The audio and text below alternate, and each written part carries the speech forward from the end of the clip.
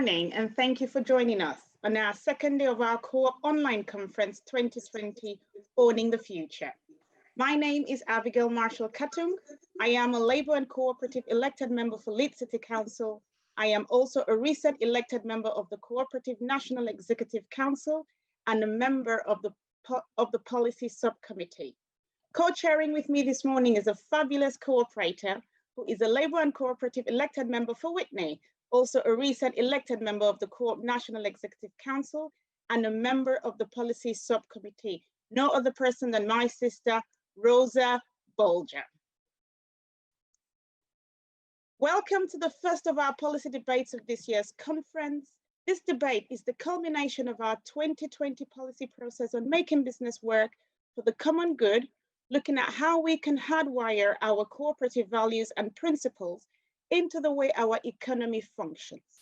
From broad transparency to giving workers a say and a stake in their workplace, local parties have discussed and deliberated ideas to improve corporate governance. The responses to the consultation have been read and discussed by the Policy Subcommittee, and you will find policy papers in the resources section of our website. The debate after our panel will be an opportunity to comment on those policy papers. First up, though we will hear from some expert speakers to tee up the debate, and then the discussion will be thrown open to any member to take part. To do this, we need you to come behind the scenes with us.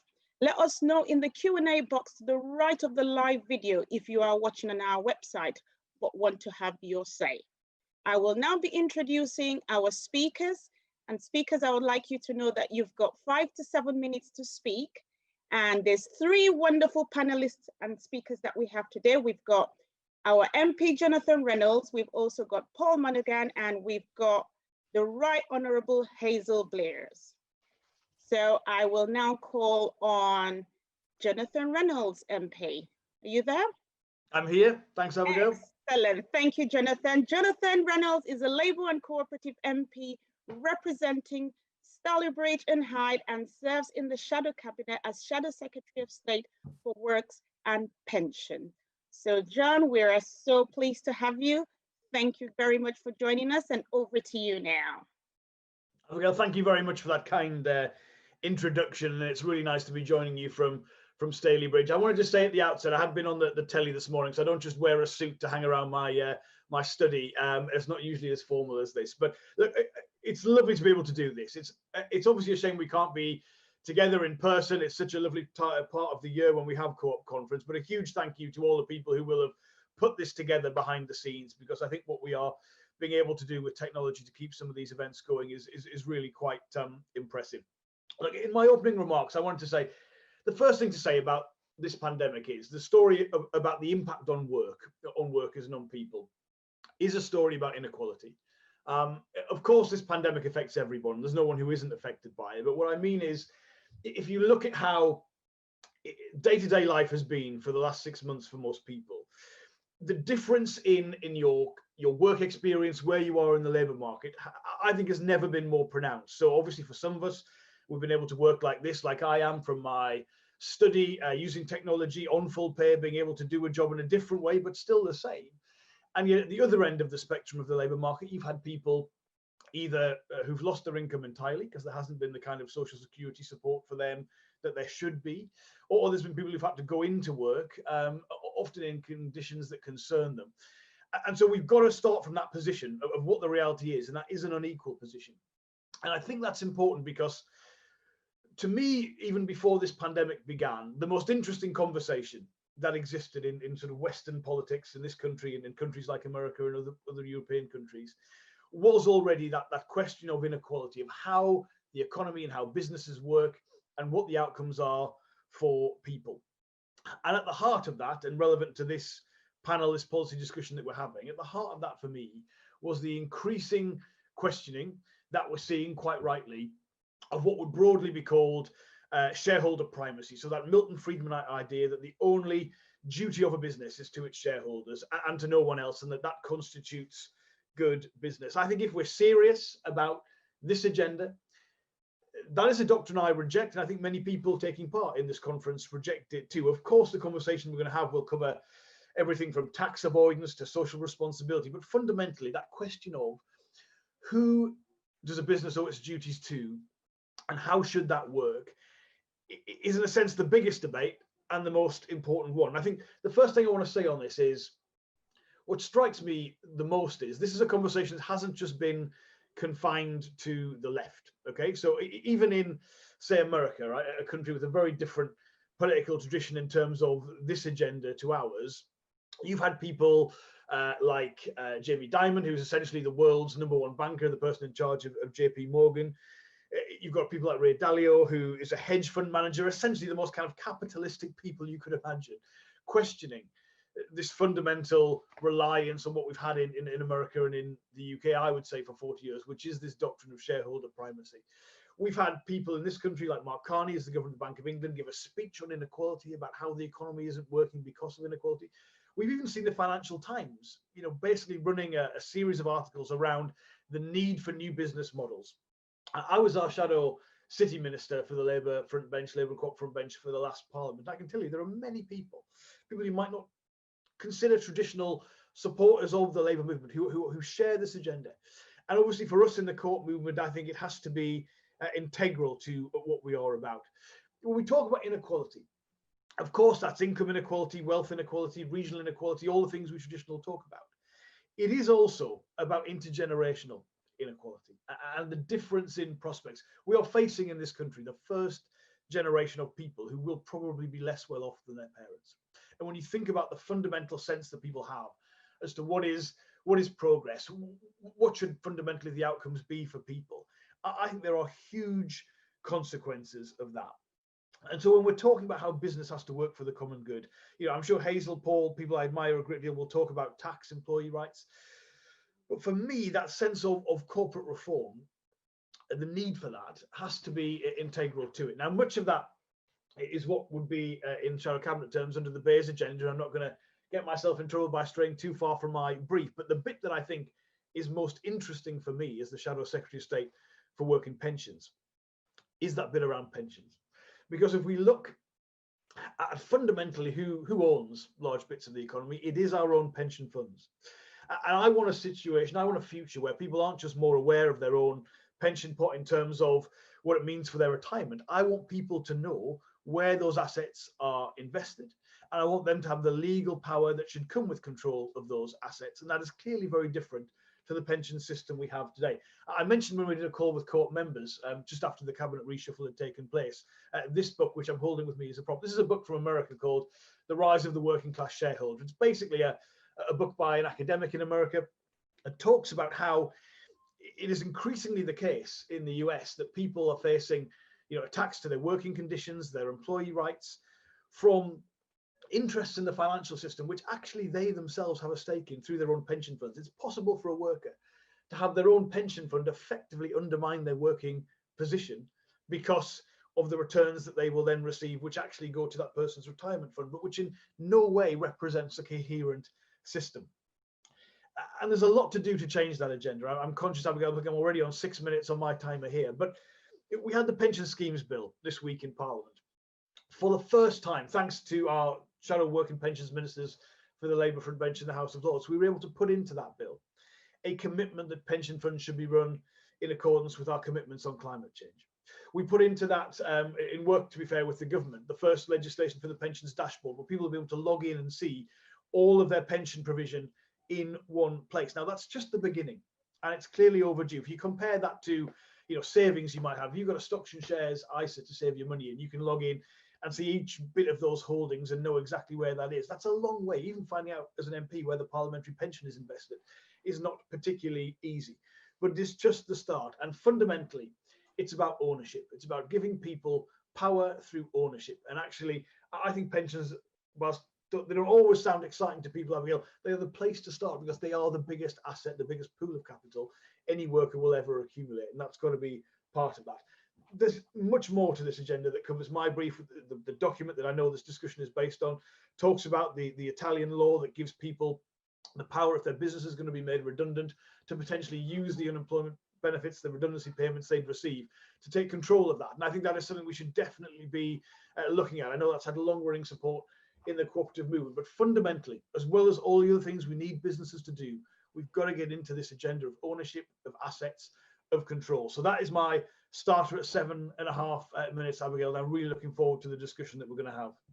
Fantastic, John. Thank you very much. You have just gone nicely on the back of what we had yesterday from Kia, from the Secretary General, from James. So that's wonderful. Thank you very much. And like what you've just said, it's about ownership and giving the power of the business back to the people. So yes, we love that. We will come back to you with questions, and I'm going to go straight to Paul Monahan, another brilliant man. Paul is the co-founder and chief executive of the Fairfax Tax Mark, a certification scheme launched in 2014 that seeks to encourage and recognize organizations that pay the right amount of corporation tax at the right time and in the right place. Previously, Paul has led sustainability programs across the cooperative group and campaigned on third world debt and ethical lending. So Paul, thank you very much for joining us, and the stage is over to you now. Thank you, Abigail. Good morning, everybody. Great to be here as usual. We get lots of support from lots of politicians, from lots of parties. Caroline Lucas in the Greens, and nice support from the SNP, etc. But nobody has ever got behind the fair tax mark more than the Co-op Party, and I thank you for that. And you are still notably the only political party with a fair tax mark yourself. So where are we at? Fair tax mark, I don't understand why, but we have never been as strong as we have been this year. We thought when COVID hit, oh my God, start furloughing staff. We were really worried about our future. We've never had more business inquiries than we've had in the last 3 to 4 months. We're taking on staff. We've gone from furloughing staff for 4 short weeks to taking on staff and growing the business. And the inquiries are coming from all shapes and sizes. So just last month, we certified our first builder, Gleason's, based in Sheffield. Before, in the same week, we certified Epworth Investment Management, 1.2 billion asset manager, spin-off of the Methodist Finance Church, who want to make sure that their investments are tackling tax avoidance, for example. So things have changed. There's something going on. The polling shows it, everything. And it's not just the public want change. Business leaders want change. I am meeting time and time again, business leaders are as angry at the shenanigans of Google and Facebook and Amazon as the person in the street. They are saying to me that unless we get a grip of tax avoidance, their businesses will fail between 3 to 5 years because they cannot compete on a level playing field. So this is not just the person in the street. This is FTSE listed CEOs are worried about their future if we're going to give unfair advantages to the likes of Amazon and Google and Facebook. So even with that, I would like to say though that co-ops are still a core and growing sector of the fair tax mark. So just in the last year, we've had SUMA, Southern Co-op, Energy for All, Community Leisure UK, recent social enterprises and co-ops who've come on board. And before I go on to the policy paper, which we're here to discuss, I need to say a thank you for the growth we've seen in the councils for fair tax declaration as well. Just last week, we announced Lincoln, Edinburgh and Trafford newly signed up to the councils for fair tax declaration. And there is something really exciting brewing, which I can't tell you the detail of, to do with the Greater Manchester Combined Authority and what they're doing around social value, which you'll hear about next month. But that's another area where, again, we're just seeing this pick up in activity because people know we need to get a grip of this agenda. So to go to the policy paper, Anna's lovely policy paper that she sent out, we love it. I've got to say, I almost want to leave it there. We love what's being discussed in that paper. Your proposals actually replicate down to the T the core elements of when fair tax mark goes international next year. Right now, we can only certify businesses in the UK. From the second quarter 2021, we are certifying businesses right across the world, and we've got a backlog of clients. I should also say those 3 principles that are being outlined in that paper, which is namely a progression on tax policy, progression on reporting, and progression on beneficial ownership disclosure, the UN just last month recognized those very 3 things and advocated them as something it would rubber stamp to go forward. The UN is trying to re-energize its agenda on its 75th birthday, looking for new ideas. And the 2 big ideas they just backed last month in the area of tax One is the internationalisation of the fair tax mark, and the second one is wealth asset registers. So you are, as ever, ahead of the game on this stuff. I just want to say one last thing, because it overlaps with different bits. Yes, we need to see these conditions as part of government bailouts, and that can happen soon. But we also need to see them as conditions post-Brexit as part of public procurement, and that can happen through the rules reform agenda that is taking place. And then lastly, just to pick up on a couple of things that John said. One is, in the last 12 months, we've been inundated from institutional investors and asset managers who finally want to get a grip of this tax agenda, in the same way they've been leading the way on climate change and renewables, etc. So one example I just gave you before was Equity Investment Management, but even the very largest mainstream investors are ringing us up now and asking us how they can navigate into this issue, because if you're over-invested in a lot of tax dodging stocks, as and when the world does get to grip with this, you are sitting on toxic assets. You are sitting on enormous risks. And you even look at the accounts of Facebook, they have got 4 billion of provisions in their accounts related to positions they've taken with tax authorities, which they've got more than a 50% chance of losing. They admit there's more than a 50% chance they're going to lose and have to pay this money. They are risks that are not being factored in. So thank you again for inviting us and all the help we've had, and great to see your direction of travel.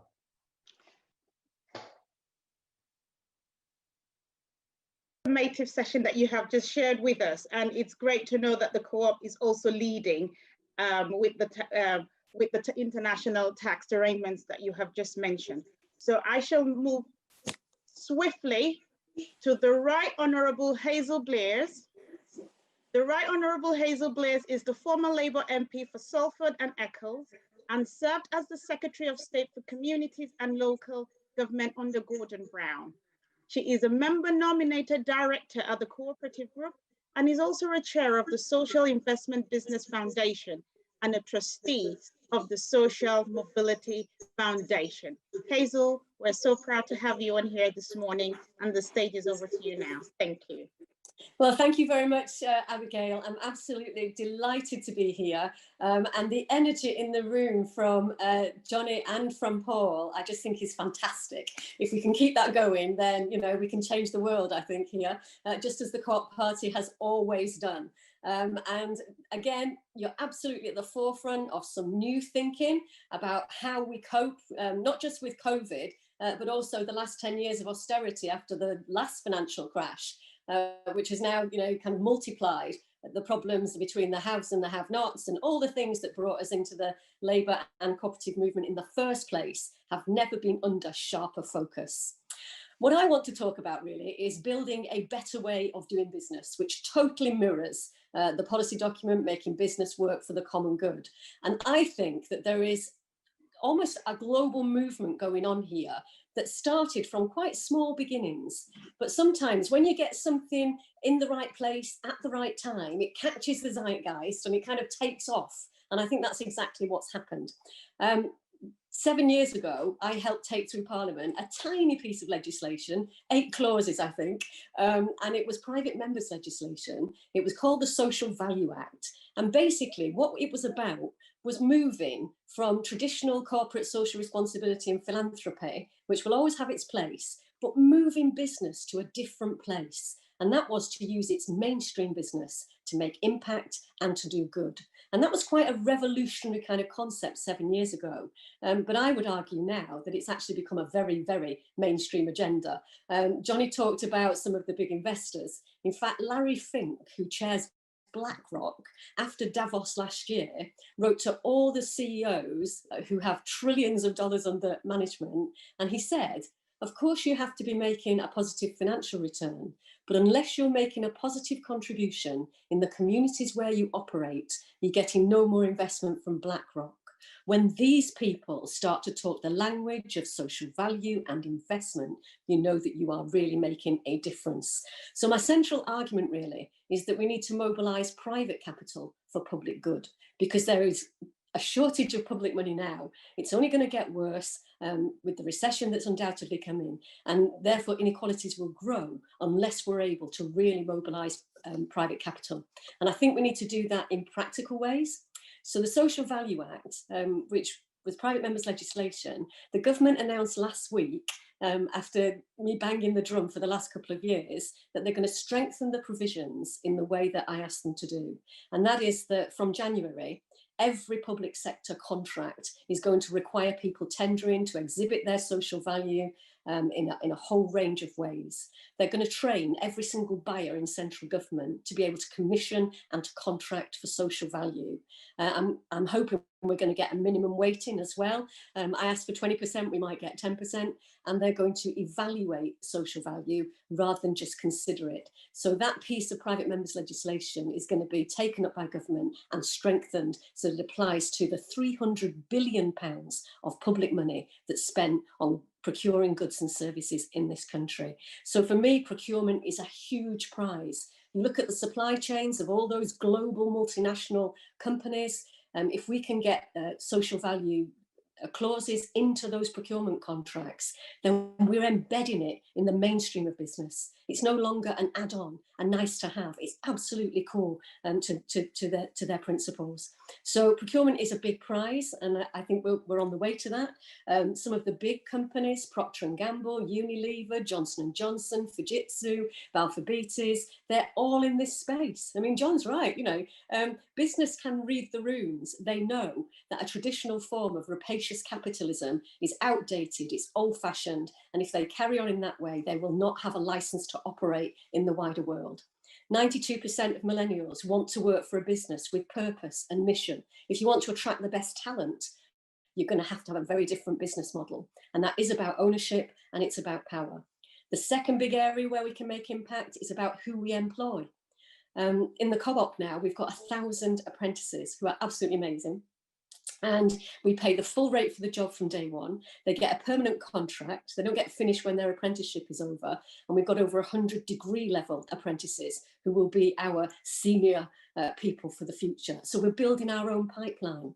And that scheme costs us an extra £4 million a year, an extra £17 million a year, because it's the best one in the country. But I asked recently for the figures on how long the apprentices stay with us. They stay at least 3 times longer than people who haven't come through the apprenticeship programme. Every 1% churn in the business, people leaving, that we reduce, saves us £4 million. So for me, this agenda is all about doing good is good business. You attract the best talent, they stay longer with you because you are an organisation with mission and purpose. And now we can start to measure all of that. Businesses can exhibit the savings that they're making as well as the impact that they're making from doing the right thing. And once you get this into that, I would call it a sweet spot, where doing the right thing gives you a commercial and competitive advantage, it's here to stay. It won't be in and out depending on who's in government. It actually becomes, it's just the way we do business around here. Why wouldn't we do it like that? So I think it's a fabulous opportunity. The other thing we can do is around pension funds, it's around investments. I'm on the advisory board of the new Impact Investing Institute, which has been going about 12 months. And one of its top priorities is to mobilise pension funds. Pension funds have got hundreds of billions, trillions of pounds of our money, of ordinary cooperators' money. And in the co-op, I've managed to persuade us to take some money out of our pension fund and to put it into, guess what? Affordable housing in Greater Manchester. Most of those pension funds are deferred wages of people who live in Greater Manchester who work for the co-op. We went out and we asked the members, would you like to see some of your pension fund spent on affordable housing for young people? And of course they would. Overwhelmingly, they said yes, because their children and their grandchildren can't get a foot on the housing ladder. So why wouldn't they want their pension funds to be used in this way? And that's increasingly happening. Why can't we have an app on our phone so that we know exactly where our pensions are invested and what the impact is that it's making? So I would say that this whole agenda also has a fantastic opportunity to get more co-ops into the supply chains of big business, because it's all very well increasing the number of co-ops, but if there's no demand for their services, then they're not going to prosper and grow and really become a significant part of the economy. So I'm kind of really interested, not just in the theory of this, but the practical ways in which we can make this long-standing difference. And since I left Parliament, this has become absolutely a passion. I'm delighted that the Co-op group is at the forefront of a lot of this, really wanting to make the change. And I think if we're clever here, if we really use our brains and our insight, then we can change this economy for good. And I think that the policy document, Making Business Work for the Common Good, is absolutely in this space. And again, it's cooperative thinking, just as it was 150 years ago, at the front of that radical change, not afraid to challenge the status quo, full of energy, full of ideas. And I would just congratulate the Co-op movement on being that force for good during some pretty tough times for the Labour Party over the last few years. But the Co-op has been there pushing this agenda, and it's all on behalf of ordinary people. Thank you. Fantastic. Thank you very much, Hazel. That was great. Doing good is doing good business. And yes, you are very right. The Co-op Party is definitely at the forefront of trying to bring these changes and mobilizing private capital for public good. So thank you so much. We have a few questions. Because of time, we will not be able to answer all the questions, but I will put some questions forward that have just come through. And I will be grateful if any of the speakers are able to help us answer. I have a question who is from someone who's anonymous. Not sure why they don't want to put their name, but there you go. It's not just because it's Sunday. There are great examples, local and national, of cooperative and other employee-owned organizations. How can we make more high profile to show it isn't pie in the sky thinking? Who would like to go?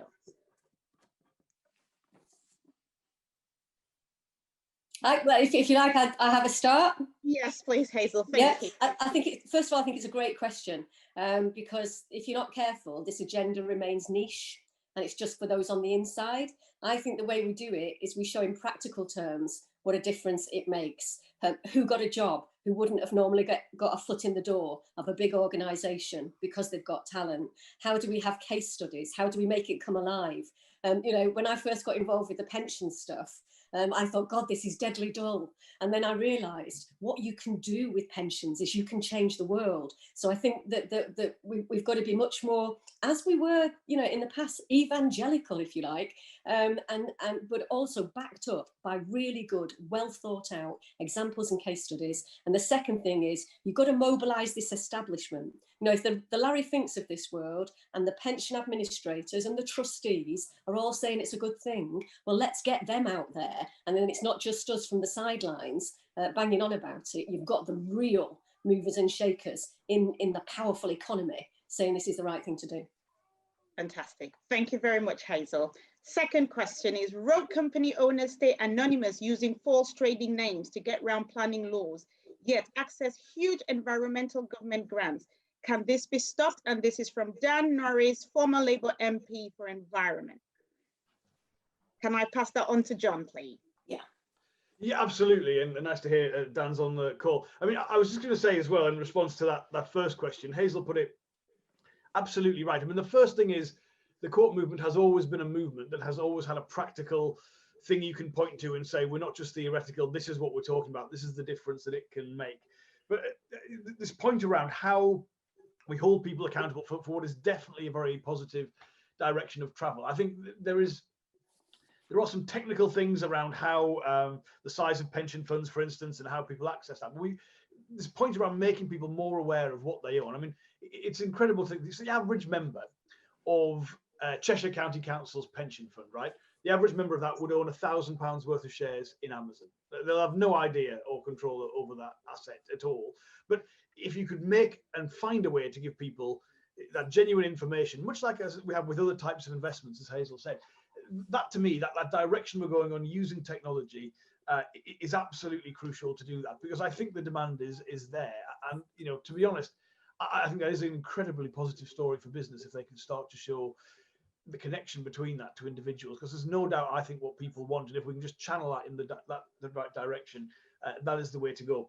On Dan's question about company, the opaque nature of company registration, look, this is a huge deal. I mean, people will be aware probably of a case, I think it was about 2 years ago, where, you know, the only person I think who's ever been prosecuted for putting false information in company registrations at Companies House was someone who did it to deliberately show how bad the system was. They registered a company, I think, and made Vince Cable a director when he was the Secretary of State for Business. And rather than sort of take that as a reason to improve the system, the person who did that was the person who ended up being prosecuted, which I think is fairly ridiculous. There's a lot that needs to change on this. It doesn't just relate to how we do the Companies House register in the UK. It does relate to registers of beneficial ownership, especially of trusts in relation to offshore companies as well. There has been a relatively positive direction of travel in this, even with jurisdictions that wouldn't play ball in the past, particularly our own crown dependencies and things like that. But I'm afraid there are some jurisdictions around the world, and Paul will know this very much from a tax perspective, which don't include the places that you would traditionally think of as tax havens, because some American states are actually appalling for the level of obstruction they put in place for company registrations. That have to be addressed, and we're going to have to decide as a country whether or not, whatever we stick with in terms of what we already have in relation to how we do things at the minute through the European Union, what our approach should be to that. But I think for that, to answer Dan's question directly, there is some positive work that's been done, but there still has to be a fundamental question addressed, which is for jurisdictions which have deliberately set about to generate business through not sharing information on ownership, transparency and tax, and they've tried to attract business on the basis of their own secrecy. Should we tolerate that kind of jurisdiction having a role in our country at the minute? I think that's a big question, and it does affect international obligations and treaties. But I think we'd all know that for those countries, we're going to have to be quite tough with them, because that is not an acceptable thing to do to pervert our jurisdictions here in the UK because of that. Thank you very much, John, and thank you, Dan, for joining us on online as well. Now Abigail, I've got two more. Can I come in on that one briefly, Abigail? Oh yeah, okay? Sure you can, yeah. Paul. Thank you. Why not? Totally agree with everything John said. I think it's important to emphasise, though, we need beneficial ownership disclosure of companies big and small. It's not just, I think sometimes we can get a little bit, and we're perhaps guilty of this, we get a little bit obsessed with the big PLCs and the big multinationals. There's a lot of abuse takes place amongst small to medium-sized businesses. Look at the awful set of corruptions that have taken place recently in care homes across the UK. That was a series of middling companies, all had their ownership abroad, but none of us would necessarily have spotted it because they're below the threshold. So that's one of the reasons, and some people might not like this, but we believe that businesses of all sizes, even the very smallest businesses, should be producing a set of reports and accounts and tax notes in the public domain. And right now, that's not the case. In the UK, you're basically given an exemption and you only have to produce abbreviated accounts, which is next to nothing. And that means there's a lot of abuses taking place which can't be discerned. And unless we get to grips with beneficial ownership disclosure of not just companies, but property, and I think that's what was behind the question, because I think whilst we in the UK now have got disclosure of ownership of companies, we don't have it of property. And Stella Creasy, I think it was, who raised a lot of concern about this, and actually forced the government into giving it credit. They had promised a property register to come in. As soon as that property register was announced, prices in certain parts of London plummeted in a state, because the hot money, the corrupt money that was coming from abroad was like, whoa, I ain't going into London anymore. So it all links up, this stuff, and the point about the crown dependencies, and they're not going to have it until 2023. We've had some investors come to us and say, why do we bang on about beneficial ownership disclosure? And actually, one representing a number of Midlands pension funds has come to us just last week and said, we agree with country by country report and we agree with the policy, but what about this beneficial ownership disclosure? Why are you banging on about it? Because there are states in the US like Delaware where it doesn't exist. There are entire countries where it doesn't exist. And the Caymans is still there. So we can't get a grip of money laundering, illicit financial flows and tax avoidance till we get a grip of beneficial ownership disclosure. Thank you very much, Paul. And you were right. Yes, it was Stella Creasy who brought that up, one of our fantastic cooperative MPs. I've got two more questions which I'll read together because of time, and then please, if one of you can help answer both. Shareholder primacy. You referred to by new laws and reforming capitalism, or do you think we need to replace capitalism with socialism? Whoever sent that question has got no name. Quite sad. How can we get companies to report not just on social value, but also things like environmental impact, gender equality, workplace rights? And that's from Heather. Can I have a go at that first? Yes, you can, Hazel. Right. Perfect questions, both of them. Fantastic. The first one, I've been doing some work with the British Academy, and you can't get more establishment than the British Academy, and they're looking at how we can change the Companies Act. So at the moment, basically your responsibility is to your investors and your shareholders. So it's all about the profit you make. And what they want to do is to try and change section 152, I think, of the Companies Act. And basically it'll be a broader definition of your accountability. So it will include the people you employ, the communities where you operate, as well as the shareholders who provide your capital. And that's much more a kind of stakeholder capitalism than it is a pure, market forces driven capitalism. And again, this is business trying to reshape itself to become acceptable, and because they know that the public are better educated, and there's now hardly any patience for pure capitalism. So they're clever business, and they will adapt. And I would say that, in the long term, obviously we want a more community-based and common ownership, the common ownership of the means of production, distribution and exchange, all of that. But this is a step on the way. If we get the Companies Act to change, then I think, I never used to believe that accountants could change the world, but actually they can. And the other thing I would just throw in is auditing for impact. If the big four auditors, the Deloittes and the Grant Thorntons, had to audit companies for impact as well as for profit, can you imagine the change that would bring about? I mean, it would just be transformational, because it would be open and public, and you'll be able to see who do they employ, what's their apprenticeship scheme like, what is their environmental impact like. And once you shine a light on things, it's amazing how it can change. Absolutely. Thank you very much, Hazel. Thank you for that contribution. I did say that was the last question, but I've just got a question that's related to COVID, and I please plead that you let me ask. And it's from Neil. For PLCs that have taken loans for COVID, which they are unlikely to be able to service or repay, debt for equity exchange shares, will that be distributed amongst employees? Yes, John, thank you.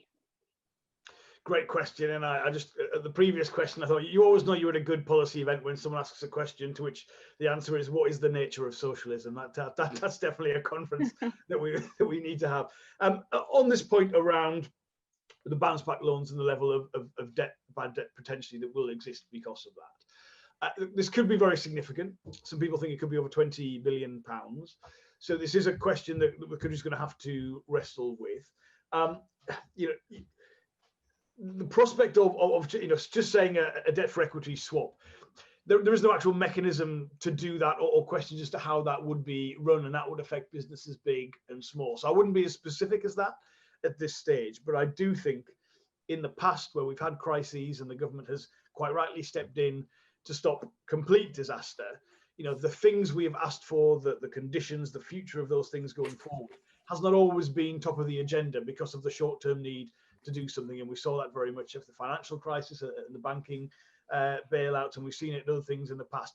We have quite rightly been saying for some sectors there's got to be conditions tied to that around their future conduct, whether it be that compliance with climate change or being domiciled in the UK and adhering to the right things in terms of tax and responsibility. So I think those conditions should very much be part of that. We can't be as specific as the questioner is asking at the minute, but we should take heed to what's gone on in the past and try and do something better for the future. Fantastic. Thank you very much, John. We have now come to the end of the session with the panelists. I want to say a huge thank you from the bottom of our hearts to Hazel, to Paul, and to John for being wonderful speakers this morning. We're going to move on to the debate session. Please feel free to stay if you would love to, but if you would like to go and have a cup of tea, you're also allowed. So thank you very much for joining us, and we'll see you in the rest of our events. Take care and have a good time. Right, I will now hand over to my sister, Rosa. Are you there?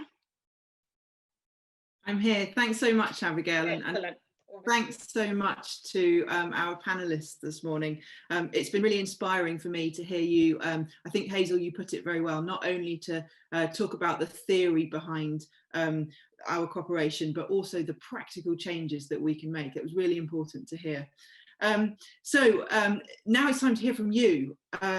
We'd like to hear your ideas, your proposals, your experiences and your reflections on the topic we're discussing this morning on this policy paper, Making Business Work for the Common Good. If you haven't found it already, you'll find your policy paper in the resources section on the website, and we're looking really forward to hearing your comments on it. If you'd like to take part in the debate, you'll need to come behind the scenes with us here on Zoom rather than just watching it on the website.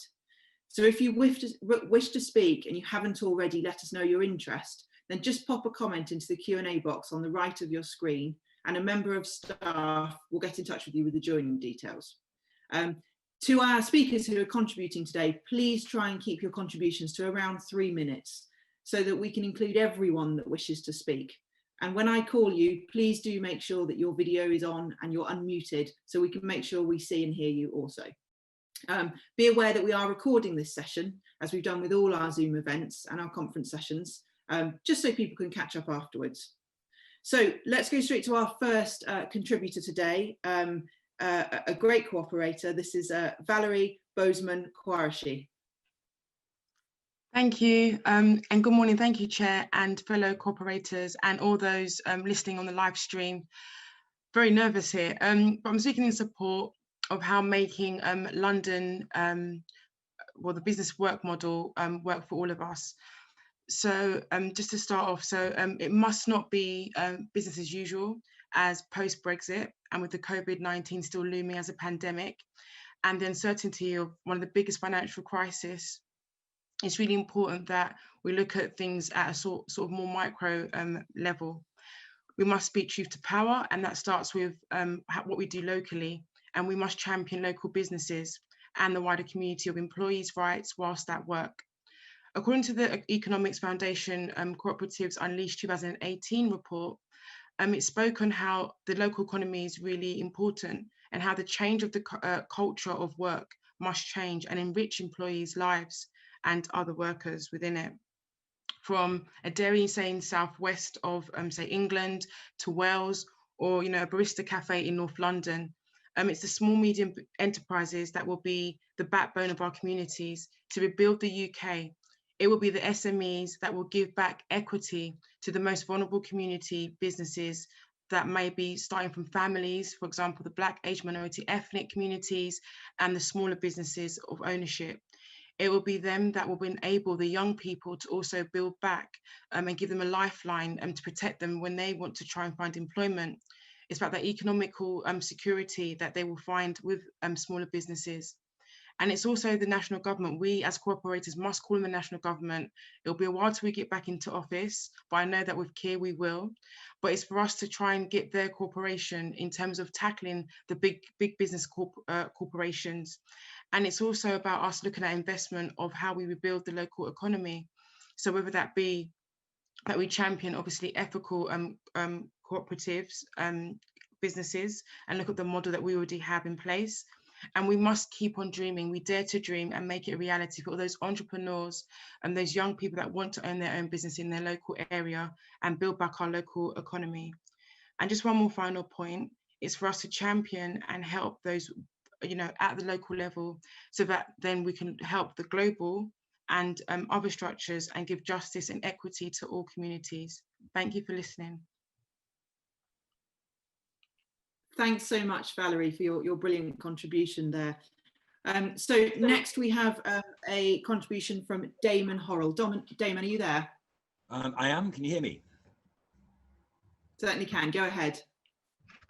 So first and foremost, just to focus minds on a lot of talk about community wealth building, and of course, in the sense of rooting the gains through the efforts of local people, workers, keeping that local and helping to feed the local economy makes a lot of sense. Question is, or the point might be, that if local cooperatives are helped to grow within the community, providing a service specifically for that local market without looking further afield, not only would they be rooted in terms of where the profitability sits, but also they would be able to potentially get a higher market share in the locality and compete with scale. So the idea is really about competing with scale in a local community to be able to compete with corporates whilst retaining the wealth that's created through that activity, very simply. Thanks so much, Damon. That was a really wonderful contribution. It's great to hear from you this morning. So next, Nick Matthews, and you've got about 3 minutes. Nick, are you there? Yes, good morning, everybody. It's great to be at a Cooperative Party conference, even if virtually. Thanks very much to Abigail, Jonathan, Paul and Hazel for setting the scene. It would be remiss, I think, at the very beginning not to give congratulations to the head office team at Cooperative Party for making this possible. And also for all the work they've done over the last 6 months during COVID to keep our campaigns on modern slavery, food security, and keeping retail workers safer. Let's face it, it's not just Marcus Rashford who deserves a medal. I think our colleagues have done a fantastic job in keeping our party and our movement alive during this difficult period. The topic this morning is about governance, and it's in cooperatives where governance is the factor that differentiates us from other businesses. Sadly, the opportunities at a national level to pursue our governance agenda are going to be limited. However, there are a couple of areas, I think, where we will be able to make progress. And one of these is around about the use of financial instruments by co-ops, new ways of raising cooperative capital. Lots of places currently in the UK, and I'll give credit to them, in Wales, in the southwest and in the northwest, are looking at how to create new cooperatively owned banks. This, I think, is going to be the way of the future. It was only a few weeks ago that the international speaker at the Co-op Studies Conference, John Holsclaw from the National Cooperative Bank of America, told us about how his bank was owned by 3,100 cooperative enterprises with 2.8 billion in assets and 7.7 billion under management. John made a very important point about capital. The Federal Reserve in America has flooded the US with cheap capital. Currently in the world, there's $15 trillion under management at negative interest rates. So the key question for us as cooperators, how can we take this unproductive capital and make it productive? Now, in the United States, they've got an instrument called the Community Development Financial Institution. Now, we need to replicate that kind of community-led financial institution here in the UK. That in America, they're designed to get capital into what they call distressed communities. Sadly, in the UK, we've got, particularly in the Midlands and the North, we've got an enormous number now of distressed communities, which we need to get this capital into. So how can we create this kind of new financial instrument and new financial infrastructure? So what I want to put forward this morning and offer the opportunity for colleagues to do is John Holsclaw from the National Co-op Bank of America has offered to put us together into a Zoom conference with colleagues in the United States who are working and developing these CDFIs so that we can understand and learn how to do that model in the UK. We've had problems with cooperative capital in the past, managing it, the threat of demutualisation. There's a few complicated things we need to get our heads around in terms of how we make this work in a legal framework, but I think there's a golden opportunity as conventional capitalism fails to deliver jobs, fails to deliver meaningful value in investment, for a cooperative infrastructure of investment and capital across the country. And I can't go without a bit of product placement from my favourite coffee company. Good morning, everybody. Thanks for sharing your Sunday with me. Bye. Thanks very much, Nick, and I'm glad to see you're enjoying your Revolver coffee. I've had one too this morning myself. So our next contribution, welcome you this morning. Lola, are you there? Yes. Hi, yes, I'm here. Hi, good morning, everybody. I've been so blessed listening to, what everybody's saying. And I'm Lady Lola Yewusi. I'm from Maidstone and West Kent, Co-op Party.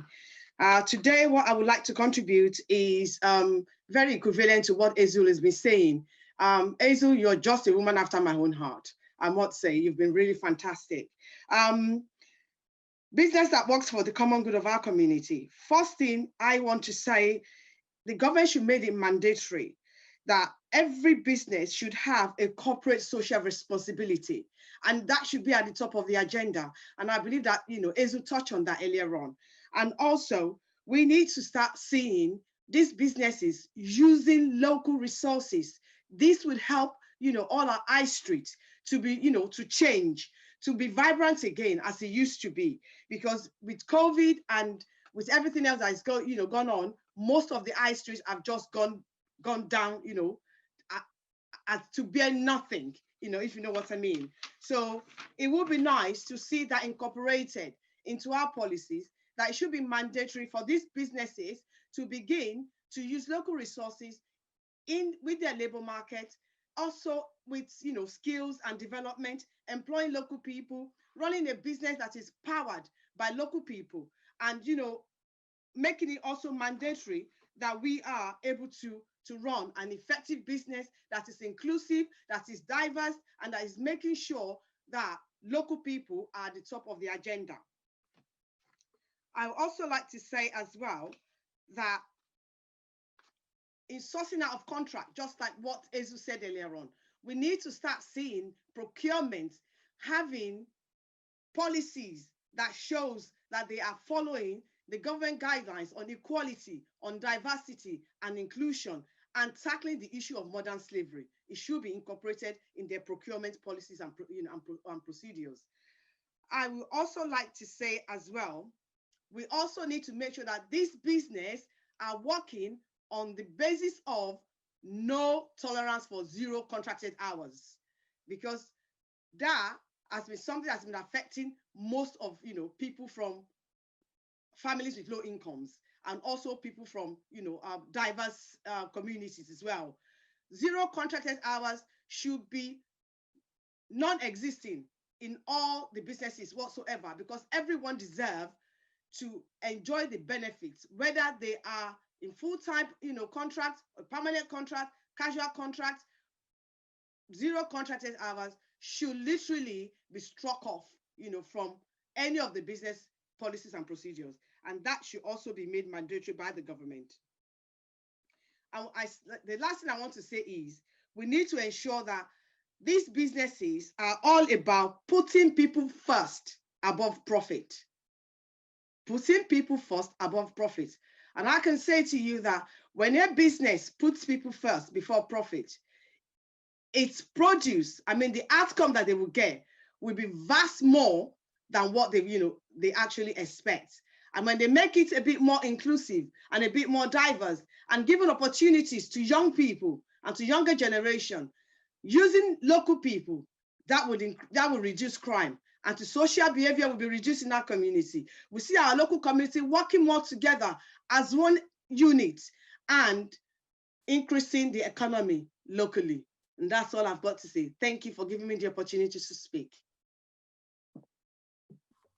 Thanks so much, Lola, for sharing your experiences and for raising some really important points this morning. Okay, so next we're moving on to Duncan Mcgibbon, who'd like to make a contribution to the debate. Duncan, are you there? Can you hear me? Certainly can, Duncan. You've got about 3 minutes. Go right ahead. I can't see you because of the problem with my computer. All right, so I've got a speech for about 3 minutes, and I will start right.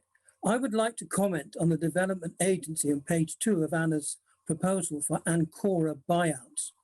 According to the ILO this April, the optimistic view that cooperatives are non-cyclic and do well in turndowns is not true globally. Some cooperatives are not going to survive, especially in some sectors and regions. According to the OECD, there was damaging impact to cooperatives in and after the 2001 and 2 Argentinian, the 2007-8 financial, and the 2009-17 Greek crises.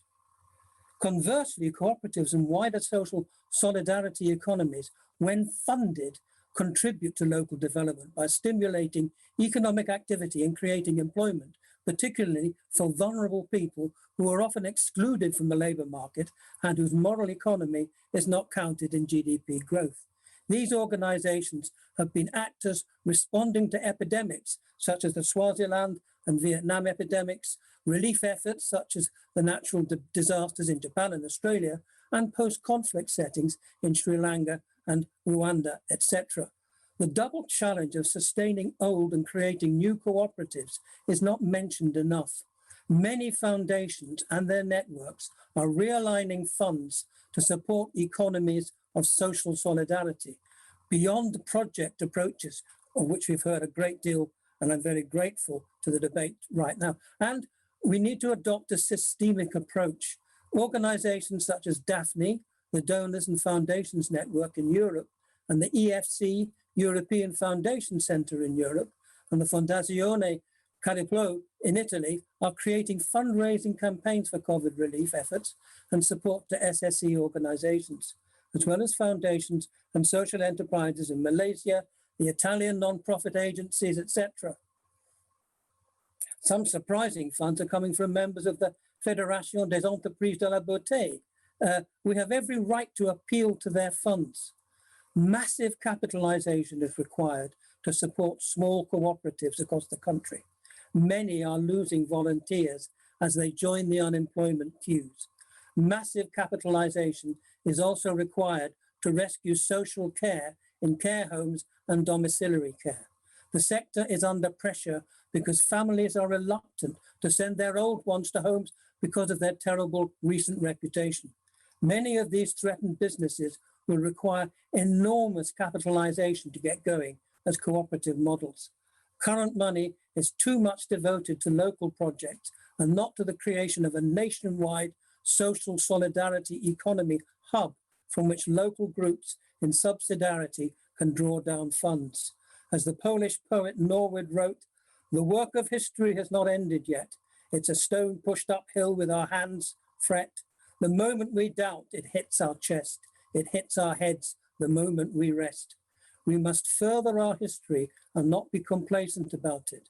We must both protect and renew cooperatives. Otherwise, they will be victims and we will not be able to rescue our country from economic desertification post-COVID. Thank you. And thank you to Anna for her document. Thanks so much, Duncan, for your contribution to the debate. And again, I echo the thanks to Anna for all her work on this paper. Let's move on. Ian Hewitt, if you're there, you've got just about 3 minutes. Ian, are you there? Yeah, I'm here. Can you hear me? Fantastic. We can hear you now, Ian. Yes, go right ahead. Great. Okay. Well, this is my first session for 12 years, I think, at the annual conference. So I'm unfamiliar with the new format. My concerns relate to the governance at the heart of the co-op group, which is by far the largest cooperative society or alleged co-op society in the UK. And that's been brought to a head because of the announcement of cuts in funds by the group to the core parts of the UK co-op movement. So the college, the press, and Co-ops UK, which brings into doubt, the sustainable future of the cooperative movement in the UK. So now, while we're talking about substantive issues globally, we've got a real pressing problem, as I see it, in the co-op movement. Now, last week at the UK Society of Co-op Studies, we had a fringe meeting, and there were 25 people at that meeting that were all some of them at the heart of the governance of the co-op group, that were all very concerned about what was going on. And in fact, they tried to put their points directly to the co-op group board, but none of the member nominated directors chose to turn up. They left the session, the special session that was convened for the other directors. So while we've got some great ideas, although I'm a bit concerned about the role of capital and big hedge funds in the cooperative movement, I think that's a disaster.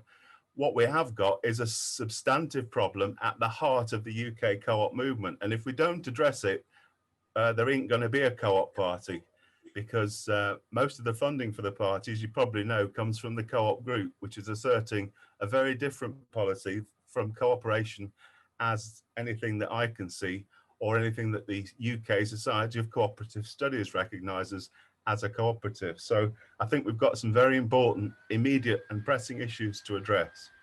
Thanks.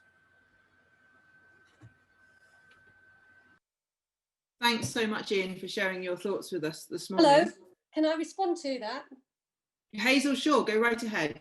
Yeah, great, Ian. I wasn't able to see you, but it was good to hear from you. I just want to set the record straight because the way that Ian's presented that, I'm sure not intentionally, talks about cuts to the co-op movement. The co-op group is really trying to help both Co-op Press and the Co-op College to modernise the services and the way in which they operate so that they can be more relevant to a 21st century co-op movement. So nothing could be further from where we want to be than suggesting that in some way we're opposed to the broader co-op movement. We are the biggest funder of the broader co-op movement, including the Co-op Party, and we absolutely want to continue to do that. But we want to make sure that, particularly in this new world of digital interaction, that the Co-op Press and the Co-op College can be relevant, up to date, new ideas, all of that. And I'm sure that by working together, we can get to a much better place. So I just wanted to put that on the record. The other point, if I can quickly respond. Ian, sorry, we've got some more contributors waiting, so I'm not going to have you respond there, but thanks, Hazel, for your clarity on that. So let's move on. Our next contributor to the debate is Kate Tuitt. Kate, are you there? Yes, hello. Can you see me? We can see you and hear you, Kate. Go right ahead. You've got about 3 minutes. Great. So, as you have said, there has been billions made in profits from the investment made to private businesses during the COVID-19 bailout by the government, Rishi Sunak, the Chancellor. And cooperatives, mutuals and community benefit societies, which are democratically elected bodies, we have not had much support. I am a democratically elected board member for 2 community benefit societies. One, a cooperative, a financial cooperative, which I established 20 years ago, called London Community Credit Union. And the other is the Roman Road Community Land Trust, which we set up because of the fantastic work of cooperative MPs like Meg Nunn under the Cooperative and Community Benefit Society Act in 2004. So we would like to support the move to have a golden share, which is to ensure that the taxpayers retain a share, and all that billions of pounds invested, some of it goes back into organisations like us. This obviously can also contribute to tackle modern day slavery in supply chains.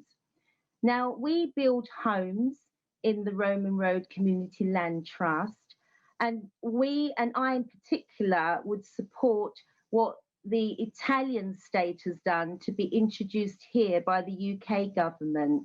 As you know, Italian cooperatives contribute part of their yearly net income to 3% to a fund which sets up new cooperatives.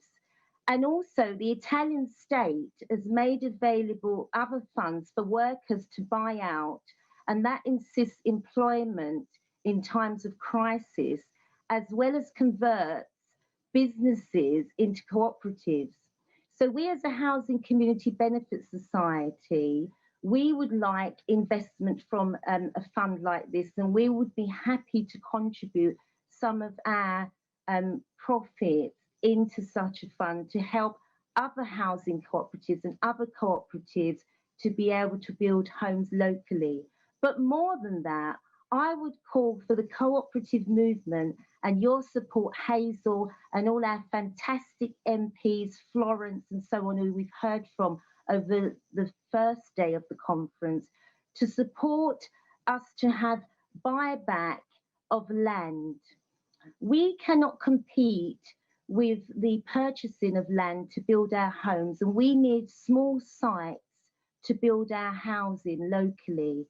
And so if there was a buyback where we could buy land and had the investment of capital, we could, as a cooperative, ensure that for future generations, that land would not go to profit for directors, but would go back into homes which are held in perpetuity for the lifetime once they're built.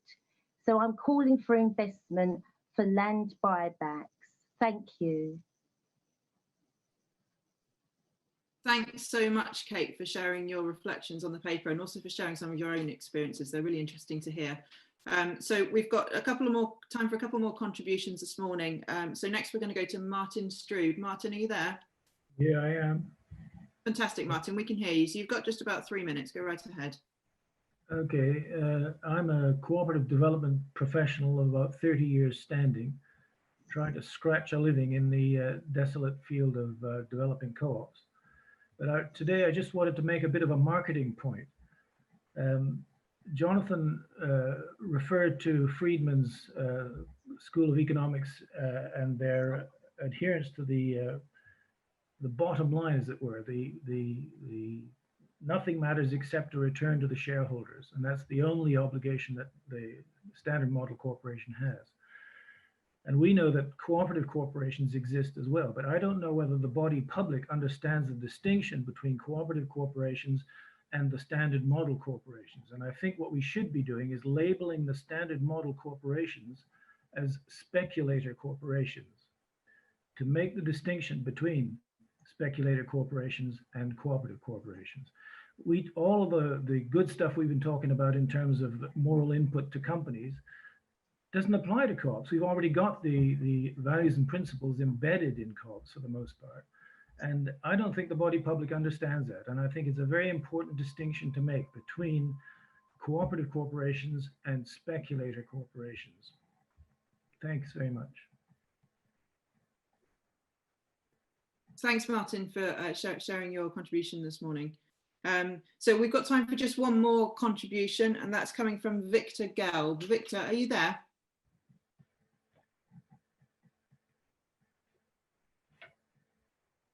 Victor, are you there?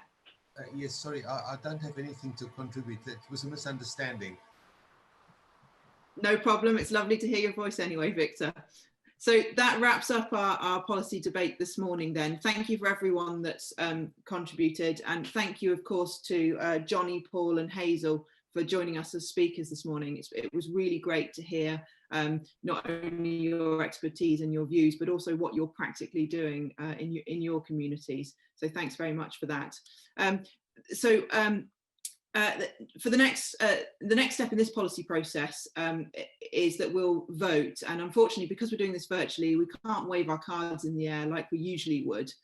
So we'll be doing the vote at our AGM on Saturday morning. So I very much hope to see you all there.